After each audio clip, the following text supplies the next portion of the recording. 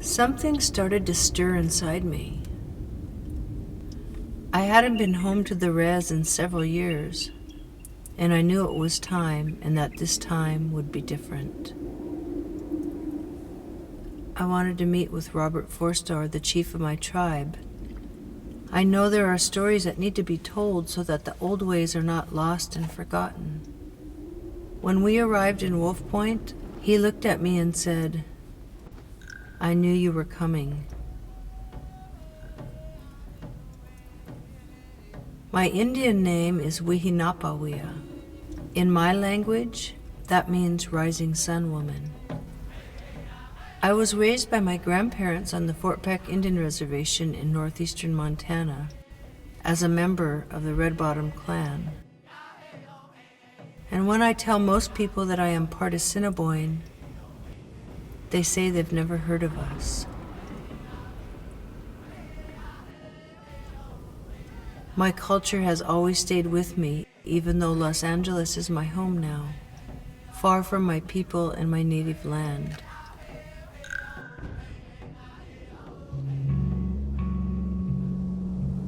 These are stories from some of the people back home, and there are more stories than these, for sure.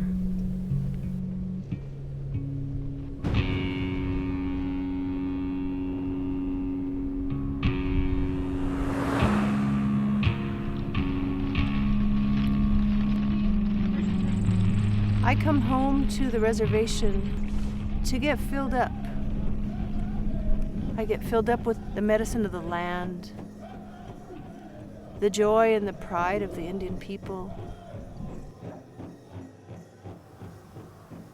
Because these Assiniboine people don't share who they are and where they came from and our culture with people, believe whatever it is they read and what they hear. I speak to so many people who really have no understanding of what a reservation is, what a modern day Indian is, and the diversity of people, from white to Indians, mixed breeds. It was challenging to be a white mixed girl raised in an Indian household. Yet I felt the embrace of the Indian people in my elders. It isn't like the movies portray us. The culture is rich on this reservation. We have 2 sets of people living here, Assiniboines, Wadopanan, Red Bottom, 2 bands of Assiniboines here. We have our Sioux relatives that live on the other side of the creek, Tule Creek, on this reservation.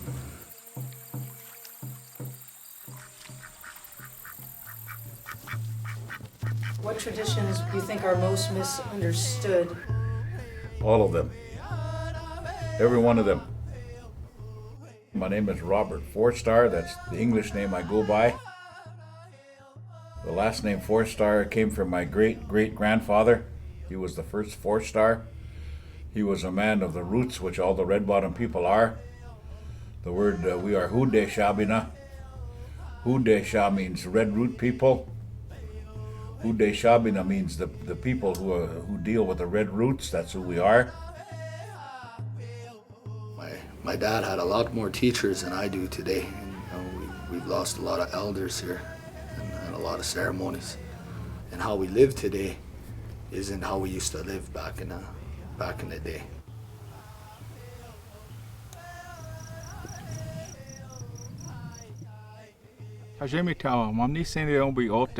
Hello, my name is Uses Mini Eagle Tail Feathers. I'm an Assiniboine from Fort Peck. Because we went to public school, my mother wanted us to fit in, so she made us get baptized in the Catholic Church. But we did that for not for ourselves, but we did that for, we thought, the white people that we live amongst. I was raised going to church until after the war. Then we become Indians. A long time ago, before the coming of the European people,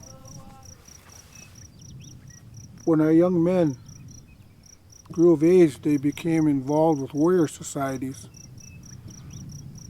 It was within these warrior societies that the history of the tribe was kept, the language, the traditions, the discipline, the value system that was passed on to our younger children. It was their school. We had no schools back then. We had no books. All history books say that the Assiniboines are a part of the Great Sioux Nation.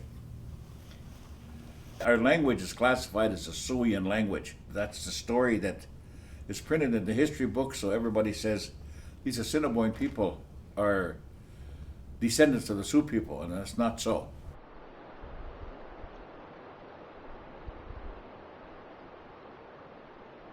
One of the things that's very important among Indian people is language. And language is very important to our ceremonies. Language is what gives our people their identity. It makes them who they are. There are very few people that speak it very fluently anymore. And to try to instill that into our children in this day is really, really tough, because they've already been taught how to live like a white person, but they have no knowledge of identifying with who they really are. But when I was a young boy growing up, my mother, she told me, she said, "You're going to live in two worlds when you grow up," she said. "So try to get yourself a really good education," she said. "Go to college if you can," she said, "so you'll be able to live in a white man's world and get a job and be successful," she said. "But on the other side," she said, "you also live in our Indian world," she said. "So learn the best you can your language," she said, "and learn the traditions of your people," she said, "and the things that they mean," she said, "because that's who you are," she said. "That's what makes you an Assiniboine." Once you become an Assiniboine, once you find yourself, as my son was saying, you don't need to know anymore. You don't want to know anymore. We teach this culture and we share it, and if they want to learn it, it's theirs. We pretty much cease to exist if we don't live the way we were taught as First Nations people. You look at this way of life, it's all waka, it's all holy. These ways of our people are very powerful and very strong. Unfortunately, a lot of our young people are not learning these ways, but there are a lot of them that are learning.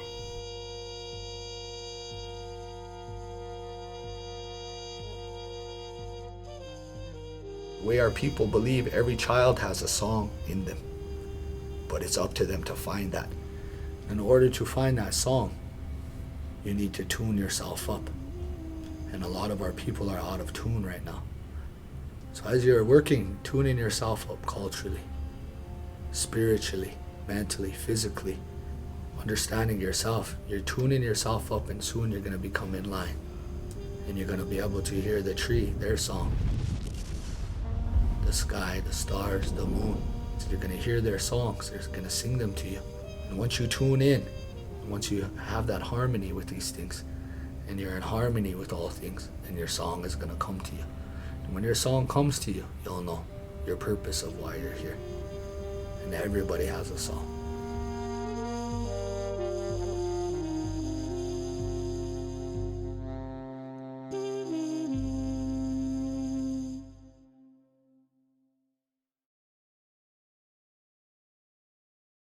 The one job that I have in my whole life that I cherish most of all, and the one whole purpose I have in life, is to carry the medicine lodge for the Assiniboine people here, the Canoe Paddler Band of Assiniboines. There's 13 moons in a year. We follow those religiously. After the 13th moon, within several days of full moon, we build a lodge. The ceremony is a ceremony about life, to prove not to me or not to the other people in the ceremony. It's a walk that they walk between themselves and God. behind me is the lodge that we built this year. Our medicine lodge. For me, that's a very important part of my life. In our Assiniboine way, when we put up our lodges for ceremonies, and our doors always face to the south. South is the direction to the spirit world. The ceremony itself isn't only for Assiniboines. It's for any Indians that want to be Assiniboine, because when you come here and you participate and you live this life, it's because it's more than just coming to a ceremony. It's coming to learn how to live your life. And when you come and you learn how to live your life with us, you become one of our people. The culture of not only the Assiniboine, but of all traditional people is very, very rich. There's millions of things to understand out there. And I was told as a young boy that you could live to be 120 years old and you'll still never know everything there is to know about our way of life and about our people.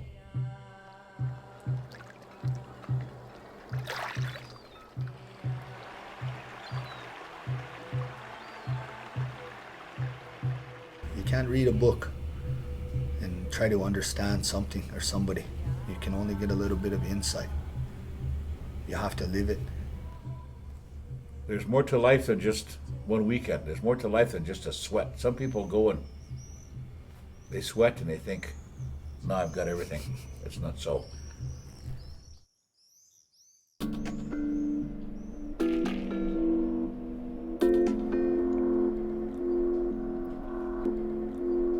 You can go somewhere and you can see everyone doing a certain type of ceremony, but if no one knows what they mean or why they're doing it, and they're only doing it because their ancestors said that was the way to do it, there is no power there. The lightning coming from the thunderbird, that lightning is what connects the sky and the ground. Thunderbird, that he's the one that comes from the west, and he brings us life. Okay, I was asked to sing one of our original honor songs that we still keep alive. It's called Old Man Archdale song. He was at Fort Union when it was first opened in 1832. And if you go to it now, it's about a half a mile from the river. But at the time it was built, it was on the north bank of the Missouri River. Fort Union was the first European settlement out here. It was built for trade with the Assiniboine and the Cree people. In this song, he said, the Assiniboine culture is having a difficult time. We're having a tough time. That's what the words of this song are. So I'll sing that song for you, if I got a voice at all.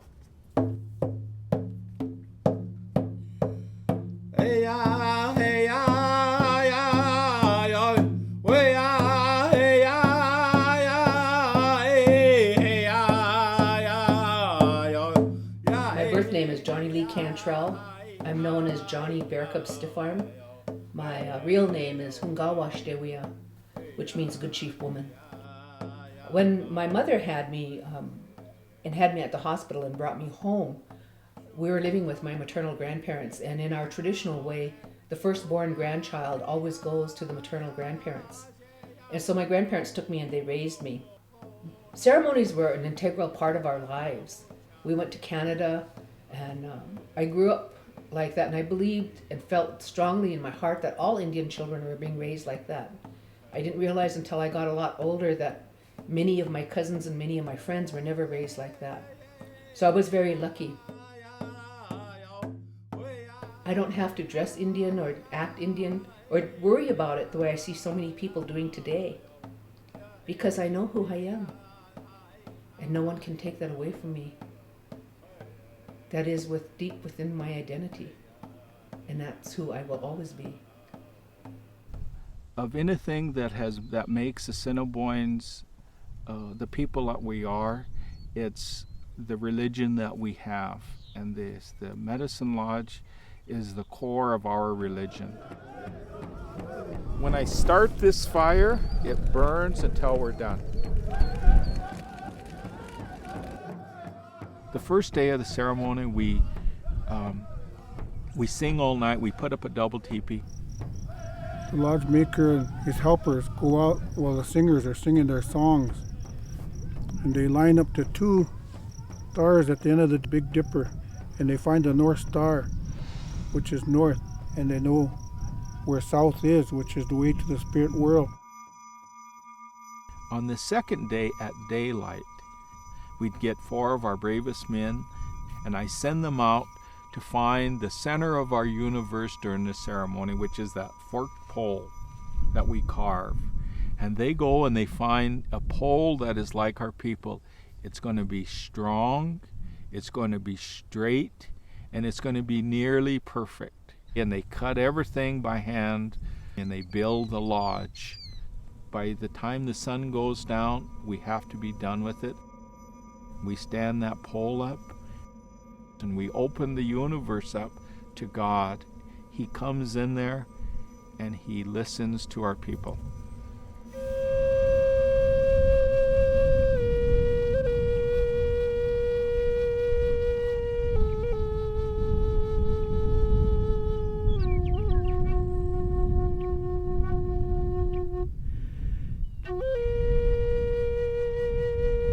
On that pole that we carve, on the south side is a red road, and it's a strip cut into the bark that we paint red, and that red road signifies the walk that our people take. It's the red road of life, and it's a long road. It extends from the earth mother to the sky. At the end of that road is a rainbow that we carve, and that signifies the good life, that if you walk on this red road, in your walk you will end up at the rainbow, which would be the good life that you have. On the opposite side of the pole, we carve a thunderbird, and the thunderbird is the giver of life. And the thunderbird, the story we say, doesn't pity any people at all. Doesn't pity our people, doesn't pity any people. Years ago, when families raised their kids and they went and visited people, what would the kids do when their parents were visiting? You know, to tell you the truth, the kids could sit by you and be quiet. They don't say nothing. You could take them to an Indian dance, like the celebration I went to. Why are those kids running back and forth when they're having a contest dance or something? Not in our days. Those kids sat still. We don't visit anymore. People were always visiting at our house. They come in talking, and the rules of the house, when adults are in the house visiting, the children go outside. How did you discipline your kids? I was strict with them, but we made them work. Do you think that kids now have too much freedom? Yes, they do. Well, I don't think it's so much the young people you want to talk to, it's the parents of the children. Because if you're going to instill culture in somebody, it should be like my granddaughter. She's 2 years old. She's lived in that since she was brought into our household, and that's all she knows. And there's a lot of lost young ones here on this reservation. We took a look at the attendance. We took a look at the tardies. We took a look at everything. And we went back for about 10 years. And in 10 years, out of 67 students, it's roughly, we got a small school, but out of those 67 students, a third of them are already dead.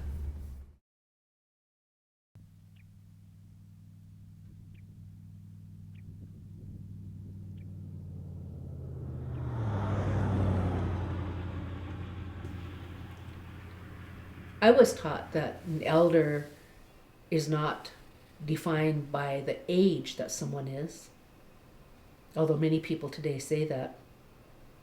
When I was a young person, an elder had a different type of meaning. It meant that someone who was older, not in age, but older in wisdom and understanding. This person that has the spirit of an elder could be a lot younger than me. if they had extraordinary empathy and they understood people and they were able to give sage advice, they were highly respected for that. What's your English name? Gladys Jackson, What's your Assiniboine name? Tatiobawakame, medicine door.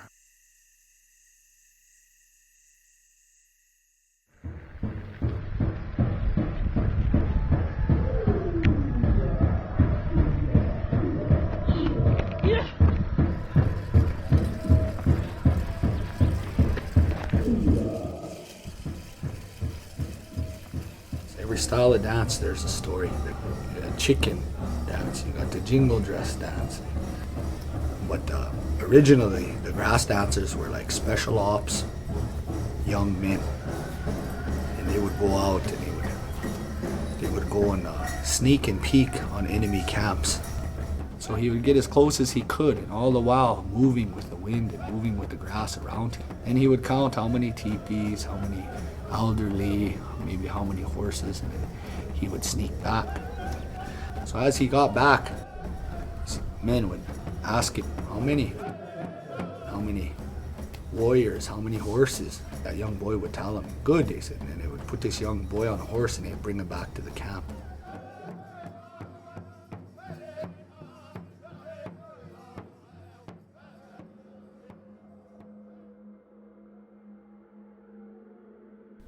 We don't doctor people during the dark side of the moon.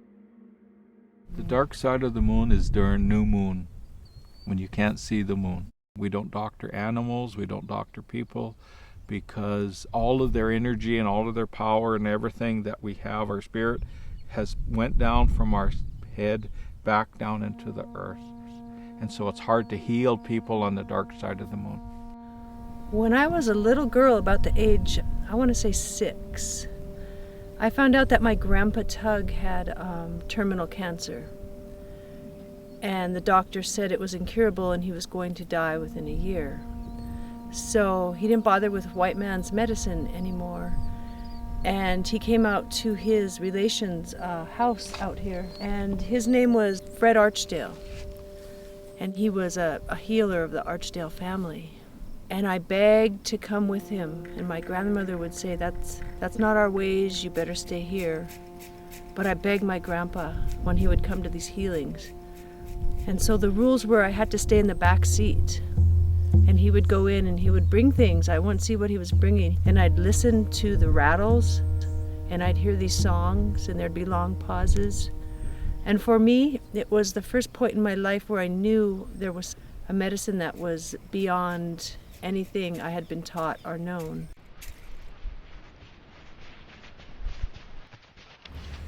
When they show you a ceremony to remove something from somebody or take a terrible illness from somebody, when it works, it's not you doing it. It's your grandfather. I always say that. You always tell the people, it's not me. Mm-hmm. It's not this medicine. It's Grandpa. Mm-hmm. And there's some of our people say, you're a diabetic, you're taking Indian health pills, you stop taking those when you go to school. We don't think that way. If you're taking those pills, you continue to do that until you don't need to take them anymore. They're looking out for your health too, even though they're not Indians. So we have respect for that also. There's all kinds of stuff for medicine plants all over that boosts your immunity, that will help you. You get thirsty, you roll a little bit up and you stick it underneath your tongue. It'll help you. It'll medicate you so that you don't get sick. And we use it. We also use it to smudge to cleanse ourselves. It's silver sage, I believe. We just call it sage. This is the main sage. It grows single-stranded. Well,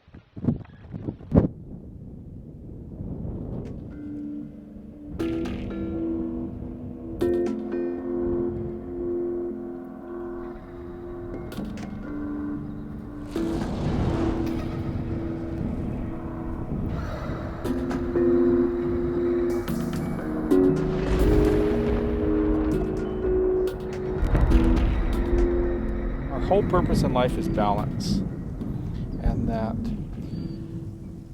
I'm full of good and bad, The most powerful thing and the most harm I can ever do to anybody is in what I say. Because I could stab you with a knife. After a couple of years, it's going to heal up. You're even going to forget I stabbed you. If I say something mean to you, you'll remember that the rest of your life.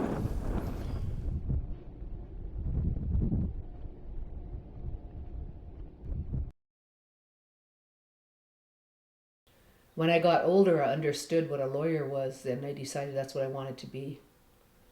And that wasn't my first choice. When I graduated from the 8th grade, I had a teacher who asked me what I wanted to be, and I said I wanted to be a ballerina like Maria Tallchief. They laughed and said, "You can't be that. Pick something else." So I said, "Okay, I want to be an astronaut because I love science fiction, I love space." And they told me, "You're not smart enough to be an astronaut. You have to be really good at math and everything else." They said, "You really should become a secretary, or you could become a nurse or a nurse's aide." And I said, "I don't want to be any of those things. So I'm going to be what I think would be helpful. I think I'm going to be a lawyer." And the teacher looked at me and she said, "You're never going to be a lawyer. People that come from places like this reservation can't be things like that." And that's where I got the inspiration to prove them wrong.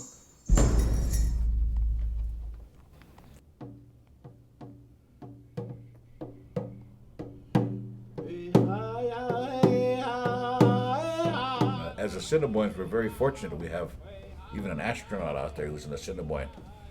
We have people who own banks. We have some wealthy people. There's attorneys. We have attorneys out there. And they all come back for our lodges in the springtime. And it's amazing, these people who are super wealthy are the speakers of our language. They chose to do that, what they're doing, and the Creator has taken care of them.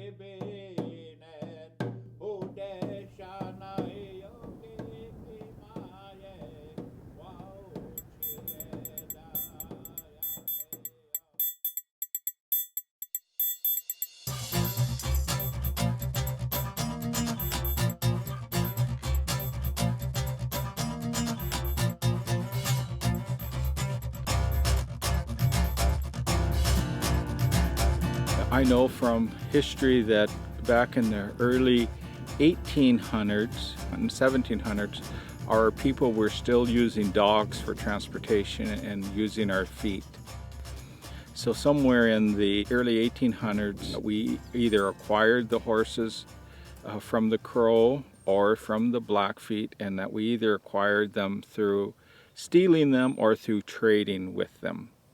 I do know my family member was killed stealing horses from the Blackfeet in the late 1800s. And horses were a valuable commodity.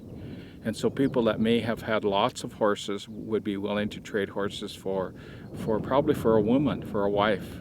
Because women were most likely in a nomadic society in our history were the workhorses in the family. They were the ones that did all of the daily chores of keeping a family together. He's our newest one. He's the biggest bull. They named him after the president.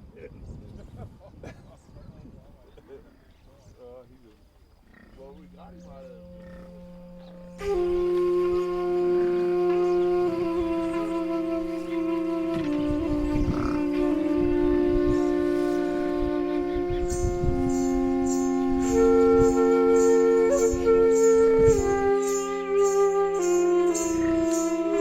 people wanted to bring back the culture to the reservation.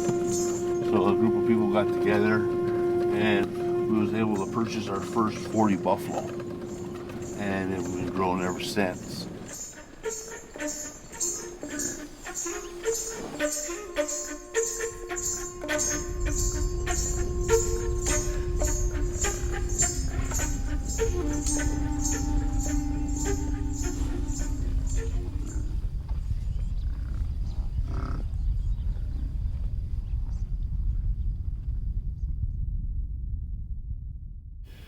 I was made chief of the Red Bottom in June of 1981.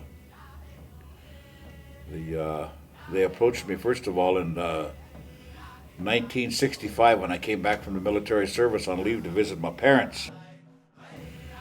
Went in there was about 47 elders all sitting in there from Fort Belknap and Fort Peck. And my uncle Otto Cantrell, Chief Bluebird, was running the pipe, and he said, "We're going to smoke this pipe and pass it around. You men smoke it, and you women can only touch the stem of this pipe.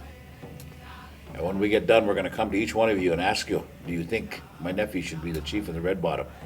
And if one of you says no, it won't go through." And all 47 of them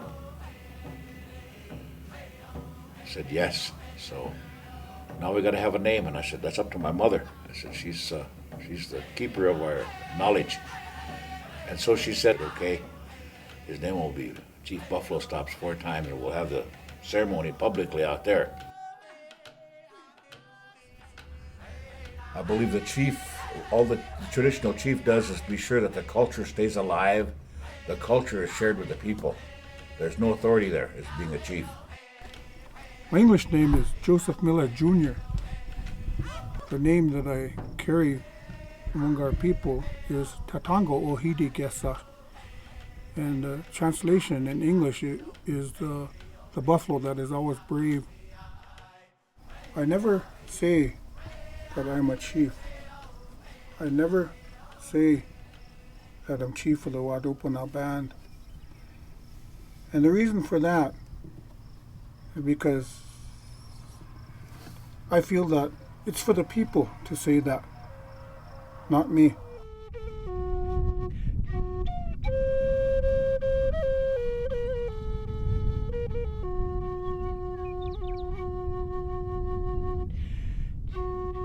You know what? I don't have an Indian name. I may not dance Indian or parts of Sundance, but I'm Indian. Being Indian is here. It's part of life.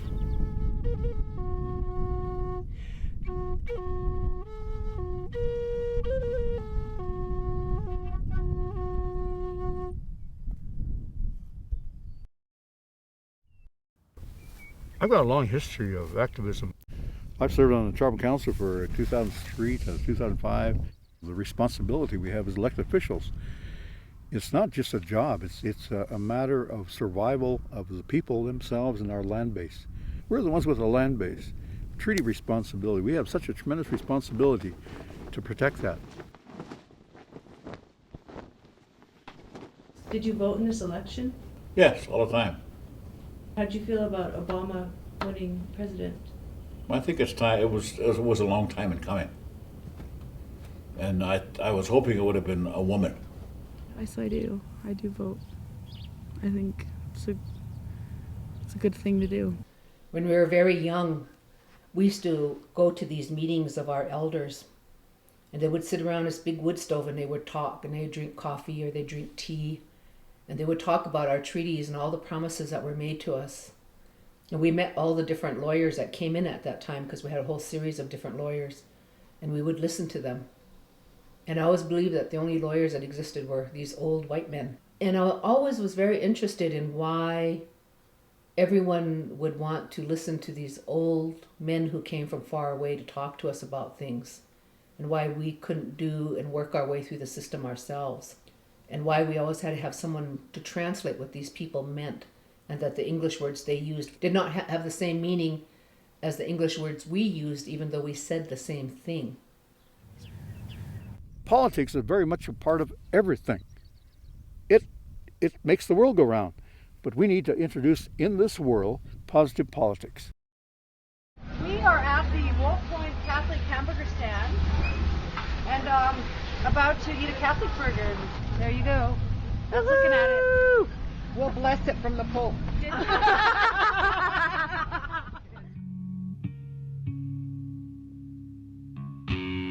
The Wolf Point Stampede started. Who started that? The Indians. The Indians started that. And they had their horses in a big pasture down here. They had to drive them in. But it was all Indian cattle. And some of those horses were wild.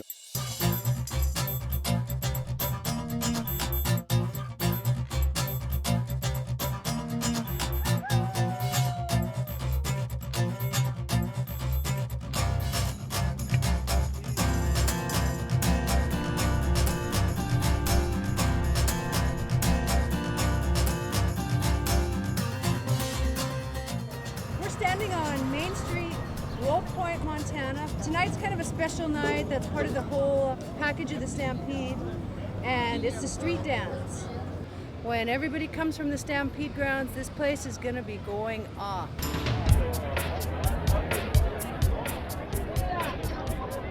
Not a lot has changed since I've left the reservation. The houses are the same. We have cell phones. Unlike living in the metropolis, technology hasn't broken nature. It makes me feel peaceful. Although the life was richer when I was a child, this was a booming town, a town filled with possibility. In taking a look at our reservation today and the way it was in 1951, we began to really have the oil boom, and there was money on this reservation, and a lot of changes happened and occurred. We also had several wars going on, and so when you have war, you know, that's really a boost to the economy. So we had A&S Tribal Industries that was doing really well. We were a defense contractor. We had a lot of people working. There was a lot of money on this reservation. And then all of a sudden, everything just kind of went kaput. And under Butte, whenever you're ready, intertribal. Thank you, thank you. You know, one of the really interesting things people ask us a lot about is our sacred dog ceremonies. We use a puppy for a variety of things.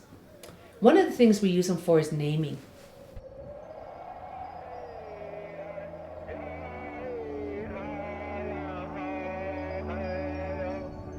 In Indian, they say the day you're born, there's the way you're going to die at the end. And some Indian names give you a long life. And we also need the name so that when we die and when we go to the other side, God knows who his calling. Naming of our people is very important, because when we talk to the spirits in the spirit world, they know us by our Indian names.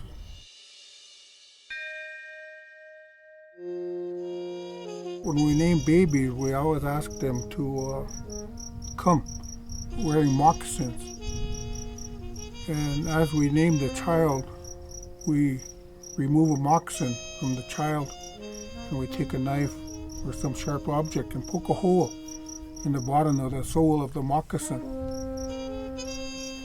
And we tell the spirits that this child has a hole in this moccasin and it cannot travel, it cannot walk very far. It's a way of protecting the young child, that the spirits see that he has a hole in his moccasin and he can't travel, he can't go no place. So he has to stay here with his parents on this earth. It was a great honor to raise these puppies for ceremony and ritual, because I knew that these were sacred messengers, that they were carrying the message of the name, the true name of a person, or they were going to carry a message to the other side, to the relatives who had died before, to let them know a beloved relative was coming.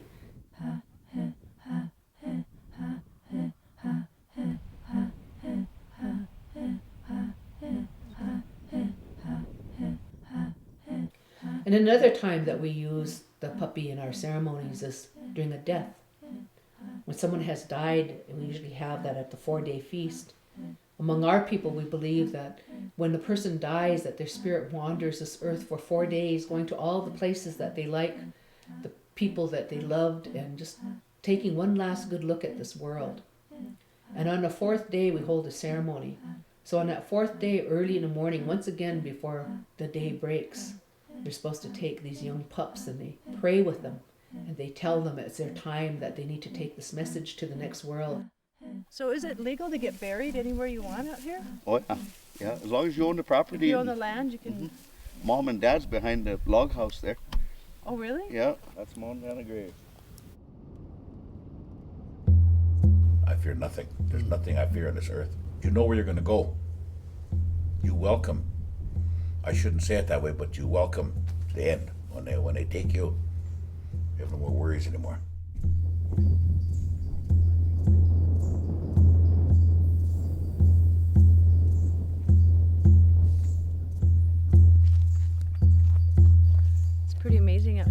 just like good place to be buried.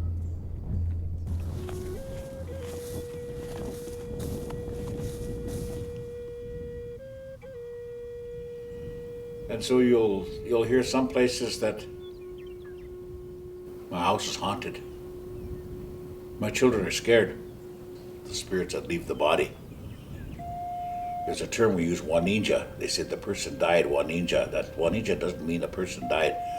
Waninja means the spirit taking on another form. Our belief is that when the spirit departs that body, for 4 days your spirit roams this earth wherever your body went. And on the morning of the 4th day at daybreak, they take your spirit back to the spirit world. Most of the reasons a spirit never gets to the spirit world is because they didn't live the life here that they were supposed to. There's a lot of spirits wandering this earth that never got to the spirit world. And then there's a mourning period, they say, for 12 months to ease your mind of all the experiences you had with that person. So in 12 months, you call that spirit back from the spirit world. That's a ceremony that you have.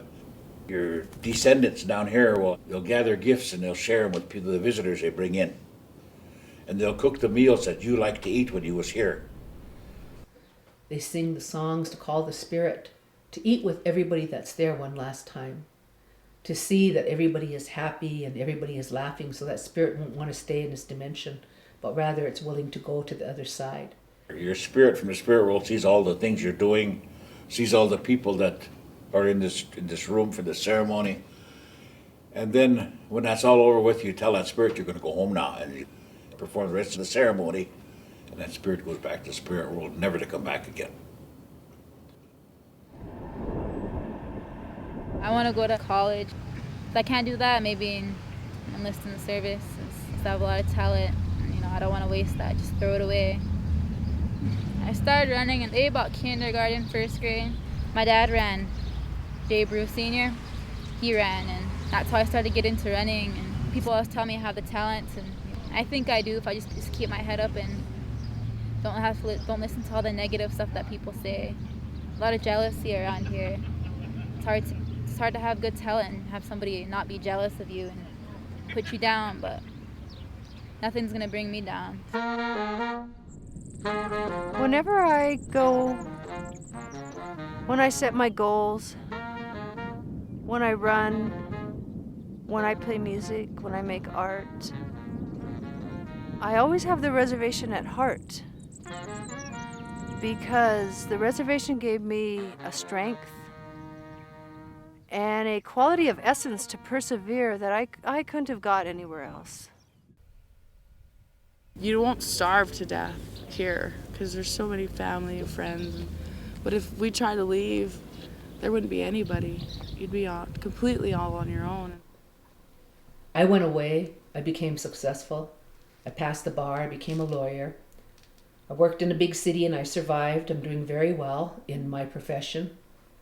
It's difficult to come back in this culture. It's difficult because there's values you have to live every day. It's not just play Indian today. It's every day. You have to do it every day. It was very hard emotionally, psychologically, and spiritually when I was in law school. Law school was really traumatic. It was very much of a culture shock for me. I was very afraid when I was there. I was afraid to succeed and I was very afraid to fail. And I remember when I got ready to go to my exam in Colorado, when I went to go pass the bar, I took a thermos of tea, because we always drank tea and it reminded me of my grandparents. I took a bunch of chocolate because I love chocolate. And I took my eagle feathers and my sweetgrass and my sage, and I made an altar all around me. And I prayed that no matter what would happen, that the spirits of my ancestors would be with me. And I didn't pray to pass the bar. What I prayed for is I prayed that they could comfort me. First time I didn't pass the bar when I took the test, but the second time I did. You know, my family that stayed behind, when I left my family, I think they were happy for me. They were proud because they knew I was going to get some experiences that I would never get here. You know, I think people knew I'd always come home. But people always ask me, why did I come home? You had everything you wanted out there in the city. Why did you come home? I think I came home because my heart told me and my spirit told me it was time for me to come back. Giving back means not just throwing money to your community, but giving back means being accessible or showing the possibilities of what can exist there. It's always home, regardless of how long you stay away or how many miles you are away. You know that this is home and you can always come back. But it's nice to know that you can always leave too.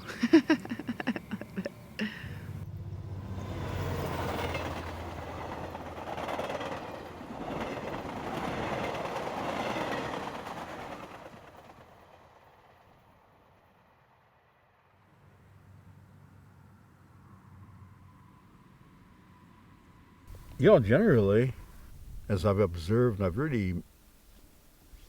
have so many questions about life that are unanswered, and it's an ever quest for information, forever.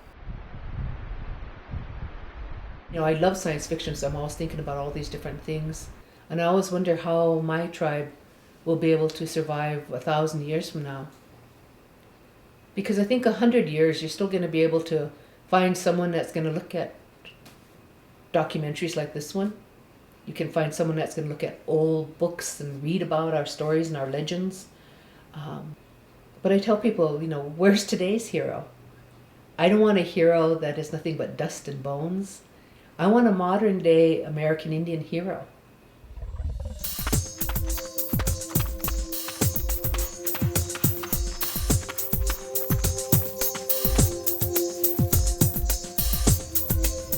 I was Indian when Indian wasn't cool. And so what you see in Indian country, as I travel around, is people who are cultural, they adopt you right away. They want you as part of their family. But traditional people, you'll know them when you get to a region where there's Indians. They'll see you right away and they'll know you. It's a lot of fun being an Indian.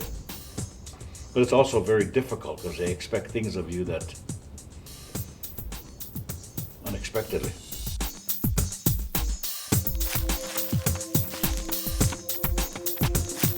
If we're going to use technology and we're going to use every possible thing that we can find in today's world to give our young people of the future a handle on who they are, we need to explain what those symbols symbolize, what they mean.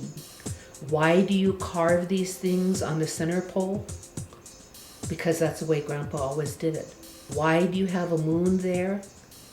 Because that's what they always put it. That's not the answers that we need to have anymore. If there was one thing that you wanted to say to people in 50 years, Joe Miller, what would it be? Teach our children about these ways so that these things will continue and they will not die out. And when I offer up my pipe, I say, I'm going to pray my way, you pray your way. Help me, let's do it together. I remember one time one of my uncles told me, he said, stand still and then start turning in a circle. Within that circle, he said, you will find everything that you need to live. Not about money, status. Most of the time it's just the simple things, he said. But we look around here, we see everything that the Creator has given to us. And so I would tell my grandchildren, be good to people, share things with people, love one another, learn to help people, and do things for people and don't tell nobody about it. Just help them without asking nothing in return. Because many good things will come to you.